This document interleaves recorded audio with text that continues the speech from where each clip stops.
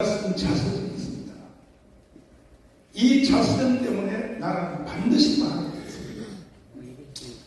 국민 여러분, 아무리 바쁘시더라도 이재명의 자서전 한번 읽어보세요. 그 내용이 어떻게 됩니까? 읽지 않으실 때는 지금 제가 드리는 말씀을 꼭 들어주시기 바랍니다. 첫 번째가 주한미군 철수입니다. 이재명은 책뿐이 아니라 귀에 있을 때마다 입으로 찌꺼리대고 있습니다. 뭐냐? 주한미군은 철수해야 된다. 한번 직접 들어보세요. 이정명 군하고 이정명 군하고 무슨 소리가 들리지? 무슨 소리가 들리지? 무슨 소리가 들리지? 여기 찬스다. 오늘까지 대한민국을 사랑하고 지켜오셨던 최고의 국가 원로 여러분, 이 말에 대해서 동의할 수 있습니까? 주한미군 철수하면 됩니까? 두 번째, 연방제 통일입니다. 이거는 더불어민주당의 정강 정책에 지금도 버젓이 써 있습니다. 연방제 통일은 이거는 김대중, 노무현, 그리고 문재인이가 평양에 가서 직접 서명했습니다. 서명한 내용을 한번 보십시오. 자, 이게 연방제 통일입니다. 연방제 통일에 대해서 아직도 국가 원로민들까지도 이것을 모르시는 분이 계세요. 이게 마치 좋은 것처럼. 이것이 전쟁 없이 통일하는 것이다. 이거는 사기입니다, 사기. 왜 사기냐? 자, 보십시오. 북한이 원래부터 한국에 대하여 전쟁 없이 통일하고 가는 방안이 뭐였었냐? 고려연방제였습니다. 고려연방제. 그 고려연방제는 조건이 뭐냐? 고려연방제를 통하여 남북한이 하나로 만들자. 그걸 위해서는 일단은 주한미군을 나가라고 했습니다. 북한의 주장입니다. 두 번째는 보안법을 철폐하는 겁니다. 보안법을. 그러니까 우리 대한민국에서는 받아들일 수가 없어요. 그러다가 이 김대중이가 대통령이 딱 되자마자 김대중을 원래부터 간첩했어요. 간첩. 네, 간첩인데 드디어 김대중이가 대통령이 딱 되고 나서 북한과 같이 동조하기 시작했습니다. 뭐냐? 낮은 단계 연방제입니다. 낮은 단계 연방제.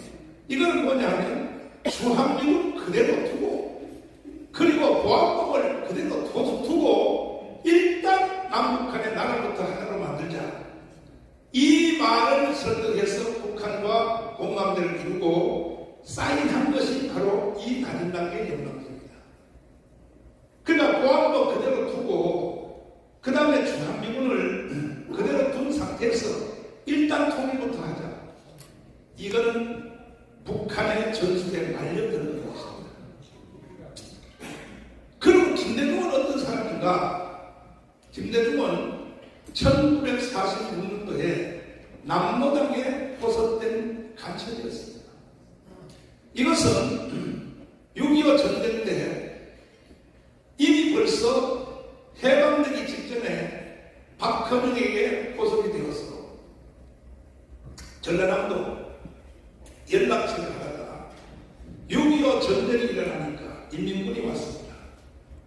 이분에게 완장을 채워줬습니다. 완장이 무서운 겁니다. 그래서 이분이 완장 채우니까 우파 동네 어른들을 대나무로 찔러서 죽였어요. 그리고 낙동강까지 갔던 인민군들이 다시 후퇴를 하니까 자기의 친엄마가 하는 말이 너는 동네 어른을 죽여서 여기 살 수 없다. 그러니까 인민군을 따라 북한을 올라가라. 그래서 엄마의 제안을 따라서 충청도 영동을 지나서 문경세제를 넘어서 태백산맥을 타고 북한을 넘어갔습니다. 북한 가서 여기서 남로당에 빨갱이를 했으니까 대접을 잘 받았습니다. 거의 차관급의 대접을 받았습니다.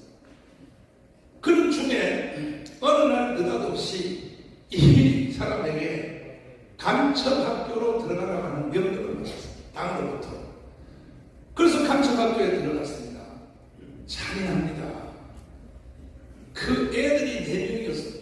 북한 가서 이쁜 마누라하고 결혼을 했는데 애들이 4명이에요. 근데 애들하고 한 번 인사도 안 시키고 그냥 어느 날 간첩학교로 집어넣었어요. 그리고 자기 마누라하고 인사도 안 시켰습니다. 그래서 4년 동안 간첩 교육을 받고 간첩 교육이 끝나서 남쪽으로 파송되는 파송식을 할 때 북한의 부수장되는 홍명이 임꺽정의 소설을 쓴 바로 그 사람입니다. 이 사람이 대한민국 남한 출신으로서 북한 가서 제일 높이 올라간 사람입니다. 홍명이로부터 파티를 해주면서 요 할아버지를 뒷방으로 부르더니 뭐라고 말했냐? 너에게는 최고인민회의에서 너에게 특별 임무가 부여됐다. 너는 이제 남한에 내려가서 전라남북도의 도당위원장이 되라. 한국 안에 북한 정부를 만들라는 뜻입니다. 그 다음에 여러분 이런 말을 듣고도 아직도 여러분이 밤잠을 편하게 주무신다면 그렇지 않고 여러분들은 연세가 많아서 밤잠을 제대로 못 잘 것입니다. 들어보십시오. 너는 남한에 내려가서 김대중을 대통령 만들라. 자 보십시오. 이렇게 임무를 부여받고 한국으로 내려왔습니다. 인천의 송현동을 통하여 들어와서 북한이 그렇게 간첩교육을 할 때에 제1 개념이 뭐냐? 절대로 남한에 내려가면 엄마를 만나지 마라. 엄마를 만나면 흔들리니까. 그런데 그 개념을 어기고 송현동에 발을 딱 대놓으니까 엄마 보고 싶은 생각이 너무 강하게 들어서 결국 북한의 명령을 어기고 엄마를 보러 갔습니다. 이분의 고향이 여기 전준환 목사님하고 똑같아요. 전라북도 임시. 하루는 엄마를 보고 싶어서 산에서 활동을 자고 들에 일어나가는 엄마의 뒷목줄을 보고 한없이 울다가 전주로 다시 돌아왔어요. 이것을 몇 번 반복하다가 결국은 엄마를 만나게 되었습니다. 엄마 만난 것 때문에 이 할아버지가 전향을 했습니다. 전향을 해서 그동안에 대한민국에 살아보니까 북한에서 간첩 교육 받을 때와 똑같이 이루어지더라고요. 똑같이. 제일 큰 충격적인 사건이 뭐냐? 어느 날 김대중이가 대통령 되더라고요. 그래서 이 할아버지가 미국으로 이민을 가려고. 왜? 대한민국 끝났다는 거예요. 이 할아버지 내용은 자기가 간첩학교에서 교육받은 대로 대한민국이 그대로 돌아가니까 그래서 미국으로 망명하려고 대한민국은 끝난 걸로 생각하고 그래서 공항으로 가다가 부인하고 다른 미국에 미리 보내놨어요. 왜? 대한민국 끝났으니까. 간첩 교육하는 때와 똑같이 이루어지니까 대한민국. 그런데 공항의 검색대에 이분이 잡혀서 미국으로 못 가게 되었습니다. 그래서 자살하려고 생각하다가 자살해서는 안 되겠다. 나도 남은 생애에 이 대한민국을 위하여 내가 북한에 가서 24년 동안 간첩 교육 받으면 해도 대한민국에서는 죄를 짓는데 목숨을 걸고 내가 이 싸움을 시켜야 되겠다 해서 뒤에서 배후에서 보이지 않는 쪽에서 투쟁을 해본 할아버지입니다. 이 할아버지의 증언을 한번 보십시오. 직접 한번 들어보시겠습니다. 이분이 북한에 가서 간첩 교육을 24년 받고 난파된 고정 간첩입니다. 들어보십시오. 남한에서 모든 퇴모라든가 폭동을 일으키는 것은 처우의 치료이 없이는 안 돼. 그리고 또 그 폭동 시위라든가 이런 것을 누가 주동에 대해서 일으켰는가? 거기에 포인트, 오일발, 김대중이거든. 그 김대중의 바탕은 1946년도 공산당 때부터 김대중이 내가 활동을 그러니까 할아버지가 북한 가기 전에 저 전라남도에 연락책 할 때도 이미 김대중을 알고 있었다는 거죠. 김대중을 알고 있었다. 알지 뭐. 알고 있었다. 그러니까 김대중이라고 그런 것은 이 빨갱이 제2의 탁훈이에요. 제2의 탁훈이 김대중이고 제2의 김대중은 문재인이에요. 문재인 문제 해결하지 않으면 대한민국 존재 불투명해. 미안하지만 그 문제 해결하지 않으면 대한민국의 존재가 확립될 수가 없어요. 자, 제가 문재인은 간첩이다. 이걸 강원광장에서 2년을 외쳤다가 제가 결국은 3번 구속당했습니다. 그래서 나를 재판하는 재판장님이 물었습니다. 왜 현역 대통령을 간첩이라고 했느냐? 그럼 제가 이렇게 대답했습니다. 이거는 내가 대답하는 문제가 아니다. 누가 대답했느냐고 물어요. 이것은 그 도보다리에서 USB 내용, 김정은에게 넘겨준 USB 내용을 보면 스스로 자기가 간첩인 것이 거기 나와 있다. 그랬더니 오늘은 재판을 여기까지 중지시켜놓고 청와대에 USB 내용을 김정은에게 넘긴 내용을 제출하라고 했어요. 못하는 거예요. 두 번째 다시 재판부에서 명령했습니다. USB 내용을 제출하라. 못하는 거예요. 세 번째 다시 재판부에서 명령을 내렸습니다. USB 내용을 제출하라. 세 번째 못하니까 76개로 고발된 내 고발을 100%가 무죄로 선포했습니다.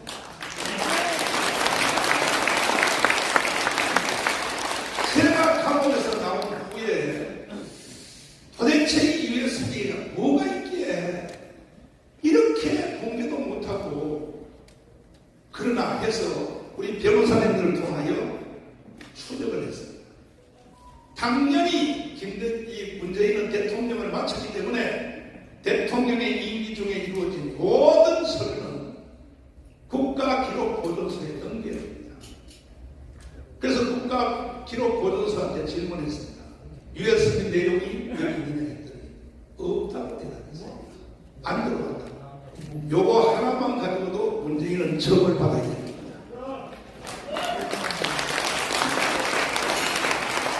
그러면 문재인이가 그 원본을 문재인은 당연히 가지고 있겠죠. 근데 문재인이가 왜 이것을 공개를 못하느냐. 그래서 그 후에 우리 변호사님이 추적을 했습니다. 뭐라고? 이 USB 내용이 지금 어디 있느냐 했더니 통일부가 완성을 해놓으러 나왔습니다. 통일부가. 지금은 우리 정부로 바뀌었으니까 우리 통일부 장관에게 우리가 질의를 했습니다. USB 내용을 제출하라. 했더니 뭐라고 대답해 왔냐. 문서로 국가의 기밀사항이 너무 심각하고 공개할 수 없다. 자, 잘 들어두세요. 국가 기밀사항이 너무 심각함으로 공개할 수 없다고 했습니다. 그러면 국가 기밀사항이 너무 심각한 것을 김정은한테는 주면 돼요? 가만있어. 이 어르신들도 빨갱이들 들어있는 것 같아요. 반응이 시원찮아요. 그냥 옷을 찢고 일어서야죠. 자, 이번에 다시 말씀드릴 테니까 다 옷을 찢고 일어서기를 바랍니다. 국가 기밀사항이 너무 심각한 것을 김정은한테 넘겨주면 돼요? 멋지는 사람이 한 명도 없어요. 그래서 대한민국이 망했다는 거야. 최고의 원로 어르신들이 지금 제 말도 못 알아듣고 있어요. 지금. 그래서 우리가 행정소송을 했어요. 저도 만만치 않습니다. 반드시 이 문재인 이놈을 내가 깜빡이나 쳐야 돼.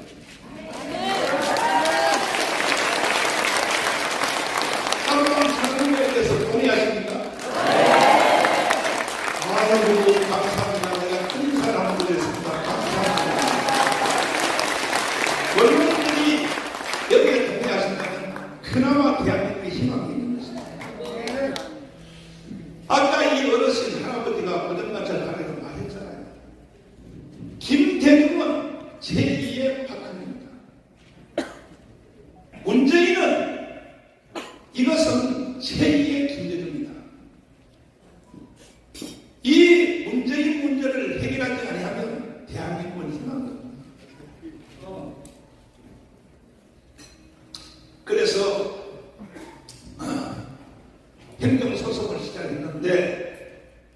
지난달에 재판에서 뭐냐?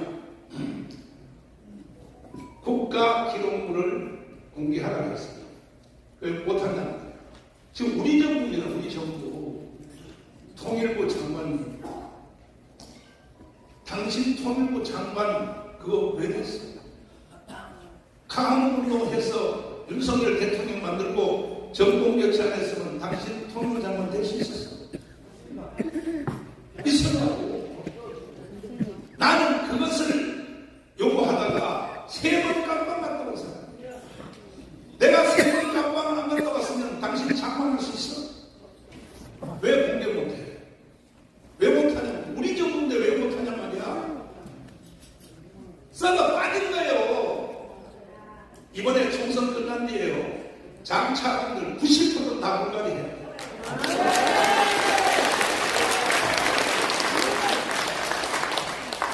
이대로 가면 어차피 나라는 망하게 돼 있어요. 그래서 우리가 행정소송을 했더니 세상에 판사들한테 USB 내용을 다시 보면 안 하는 거예요. 그러니까 한동훈 법무부 장관이 책임이 있어요.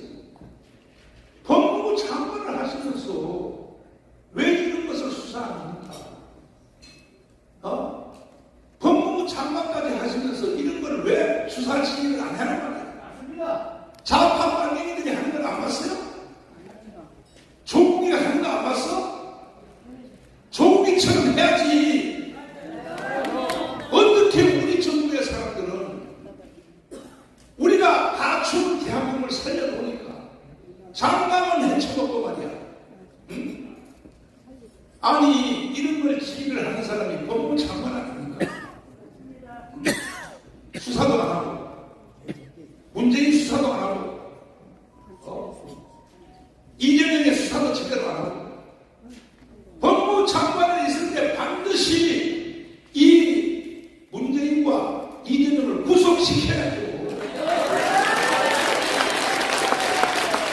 구속을 안 시키니까 지금 다시 조국이가 부활했고 다시 다 좌파들이 부활해서 여러분 보십시오. 오늘 아침에 나오다가 나는 보지 말아야 될 것을 봤습니다. 다른 데는요 선거 하는 게 없습니다. 부울경, 경북대구, 충청도 이거는 이미 다 결정난 거예요. 결국은 서울, 경기, 인천입니다. 여기에 비참한 결과가 나왔습니다. 자, 한번 띄워줄래요? 서울, 경기, 인천에서 야당, 여당 지지율이 48%대 27%입니다. 야, 이거 말고 누가 이런 걸 띄우라고 그랬어. 아니, 이거 말고 오늘 아침에 야, 또 헛방지로 나가. 오늘 아침에든 따끈따끈 한 거를 내보라고. 말씀으로 드리면 애들이 헤매고 있어요. 이거는 벌써 고조선 때 통계, 얘들이 배운 것은 지금 서울, 경기, 인천에 좌파 지지율이 48%입니다. 우파는 27%입니다. 말도 안 되지. 공식적으로 나왔어. 아니, 이런 상태에서 선거하면 부정투표를 하려고. 지난 황교안 때 선거할 때보다 더 비춰집니다. 강남 5구에는 인천에는 윤상현과 한국에 더 얹히고 먼저 번에 황교안이가 개떡 쳐서 16석밖에 안 됐어. 서울, 경기, 인천. 이게 나라가 망하는 그보다 더 비참한 결과가 지금 기다리고 있습니다. 그러니까 이게 미친 거야. 저는 하루에 밤잠을 3시간 이상 못 자요. 나는 정치 때문에 그런 게 아니에요. 조국 대한민국을 지켜야 돼요. 대한민국을 북한에 넘겨줄 수가 없습니다. 빨리 찾아봐. 그리고 두 번째, 그랬더니 이 재판부가 계속 지금 그 USB 내용을 제출도 안 하고 특별히 또 법무부가 압수수색도 안 하고 이거는 한동훈이가 책임져야 됩니다. 왜 압수수색 왜 안 합니까? 우리 정부가 돼서. 그러니까 우리 변호사들이 강력하게 재판부에 주장하니까 재판부가 안타까워서, 그러면 우리가 재판부 3명이 직접 통일부를 방문해서 우리가 그 내용을 직접 확인하겠다. 여기까지 왔습니다. 그래서 지난 주에 재판부가 가서 통일부에 갔습니다. 가서 3명이 주심, 오심, 그 다음에 또 하는 것, 판결문 쓰시는 분 해서 가서 통일부 내에 있는 USB 내용을 판사들이 직접 가서 다 조사를 했습니다. 그래서 다음 재판에 이것이 공개가 될 지금 여기까지 왔습니다. 지금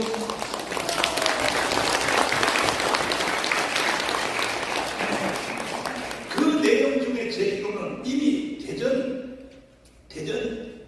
재판부가 판결을 이미 다 한 그대로 제일 일이 뭐냐면 원자력 발전소 설계도를 우리 보고는 하지 말라고 해놓고 문제입니다. 이 원자력 발전소 세계 제2의 기술을 거기다가 USB 내용에다 담아서 넘겼다는 것은 이미 대전 지방법원이 판결하네요. 그런데 왜 대한민국 국민들이, 우파 국민들이 일어나지 않습니까? 여기 있는 원로님들도 책임이 있어요. 이미 확인된 것만 해도 원자력 발전소 설계를 북한한테 넘겨주면 돼야 안 돼요? 이게 바로 간첩입니다. 문제니까 이건 이미 드러났네요. 더 심각한 것은 전쟁이 일어날 때 작전 계획을 북한한테 넘긴 것입니다. 이거는 뭐냐면 천지가 캐널될 일이 일어난 것입니다. 절대 저는 뒤로 물러설 수 없습니다. 존경하는 5,300만 국민 여러분, 이 자리에 참석하신 국가 원로 되신 분은 그렇게 여러분과 제가 아끼고 사랑하고 오늘까지 갖고 있어 세계 10위권의 나라를 만들어 놓은 우리 조국 대한민국을 북한의 영광력으로 넘겨줄 수 있나요? 근데 이재명의 자서전에 보면 이렇게 써져 있고, 그리고 더불어민주당의 정당 정책에 뻗어시 들어가 보세요. 홈페이지 들어가 보세요. 더불어민주당의 정당 정책이 연방 대통령입니다. 이거는 위헌입니다. 위헌. 세 번째가 뭐냐? 자서전에 대기업 해체입니다. 삼성을 비롯하여 30대 재벌을 해체하여 이걸 국민주로 만들어서 전 국민에게 다 나눠줘야 됩니다. 재벌을 해체하면 돼요? 안 돼요. 우리 노인들, 어르신들에게 다 국민주로 나눠준다고 해도 안 돼요? 네. 왜 안 됩니까?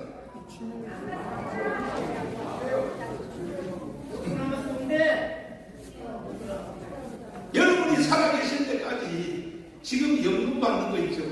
연금의 10배까지 줄 수 있어요. 제재를 다 해체해서 여러분이 나눠주면. 그래도 싫어요?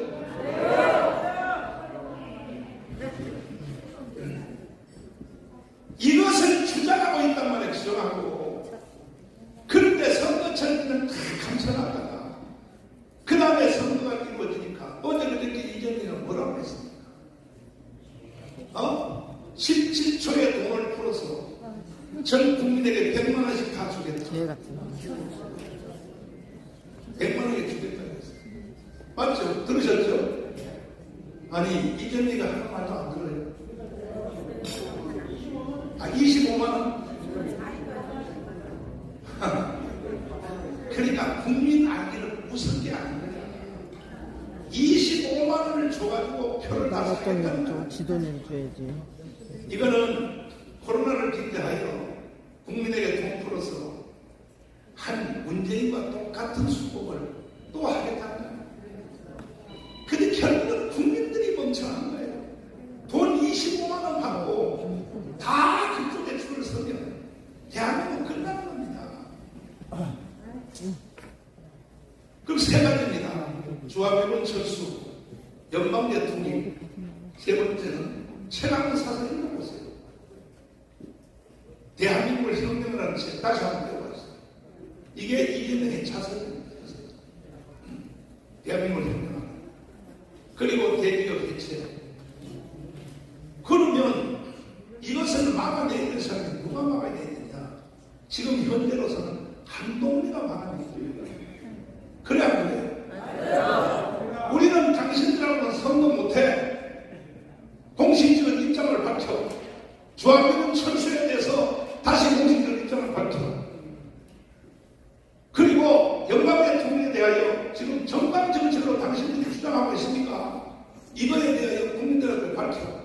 이걸 주장하고 죽기 살기 물고 늘어져야 될 사람이 한동훈이가 해야 될 거 아니에요. 그래 안 그래? 맞아요. 근데 한동훈이가 안 해요. 왜 안 하는지 합니까? 이미 한동훈은 대통령 병 걸렸습니다. 걸려서 한동훈이가 이렇게 말하는 거 알죠? 2주 전에. 우리 국민의힘 정당은 너무 우파적으로 말해왔다. 국민의힘 정당의 스펙트럼이 정말로 지나치게 우파적으로 왔습니까? 중도도 안 돼요. 중도도. 오히려 중좌로가 있어요. 중좌로. 근데 한동훈이가 하는 말이 국민의힘 정당은 너무 우파적으로 말했다. 그래서 민주당하고 협력을 해야 된다. 그러니까 한동훈 속에는 선거에 이길 생각이 없는 거예요. 왜? 차라리 자기가 대통령 되는 데는 이번 선거에 지는 게 더 나은 거예요. 지면은 그때 가서 또 우파들이 결집해서 우리를 심리적으로 역용하는 거예요. 그래가지고 다음에 대선할 때 분해서 한동훈 장관님 나는 목회를 50년 했어. 당신 속에 들어가서 내가 목욕하고 나왔대. 아니 보세요. 누가 당신을 목하라고 하겠어? 김경준을 바로 쳐내야 될 거 아닙니까? 왜 비서실장을 왜 좌파를 왜 인용해요? 이렇게 말하면 나한테 또 뒷발치는 욕이 들어와요. 여기 있는 어르신들까지 또 그래요. 내가 조금 전에 들어올 때 여기 있는 최고 원로 그랬어요. 오늘 절대 한동훈은 가지 마세요. 나요. 어차피 망한 대한민국. 나 한동훈 까야 돼.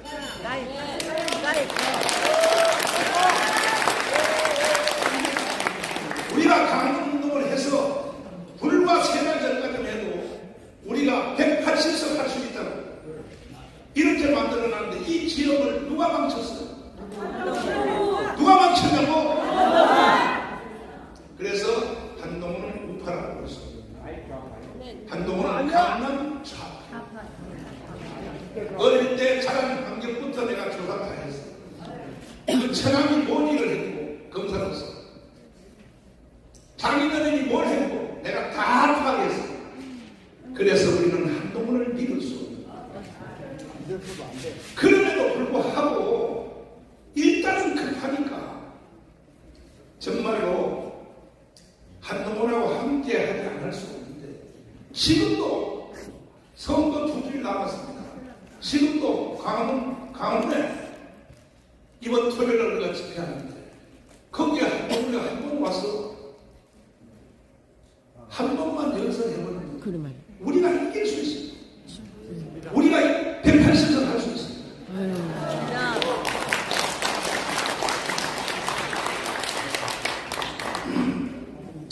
다 알면서도 우리 당대표 장현동 목사님이 한두 번 전화 안 합니까? 한동훈 안 전화가 안 받지. 어땠어? 조금 전에 석동 변호사님 인사했죠. 한동훈한테 문자 메시지 보내고 전화 수없이 시도했는데 안 받아요. 안 받지. 다 이게 무슨 뜻이냐면 대통령 필요한 거죠. 그러나 한동훈 비대위원장 전 법무부 장관이 당신의 그 얕은 머리 통할 줄 아닙니까? 당신이 정말 대통령 되기를 원한다면 강원의 동의 없이 대통령 될 수 있어요? 안 돼요. 될 수 있냐고? 안 돼요. 한동훈 더하기 서울시장 오세훈 시장님 잘 들어요.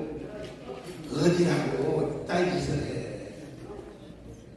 강원 집회에 대해서 우리한테는 허가 안 해주고 NCC를 통하여 좌파단체는 허가를 다 해줍니다. 나 오늘부터 서울시장 오세훈에 대하여 당신은 우파를 볼 수 없어. 당신도 또한 대통령 벽 걸린 사람이야. 가문이 그렇게 허접하게 보여? 가만하고도 저놈들은 선거때 되면 나를 죽게 돼 있어. 천만의 만만의 매형이다. 안 찍어? 지금 대통령 벽 걸린 사람들이 다 그래요, 다. 가문 알기를 꼭 무슨 말이야? 똥 밟는 것처럼 생각해.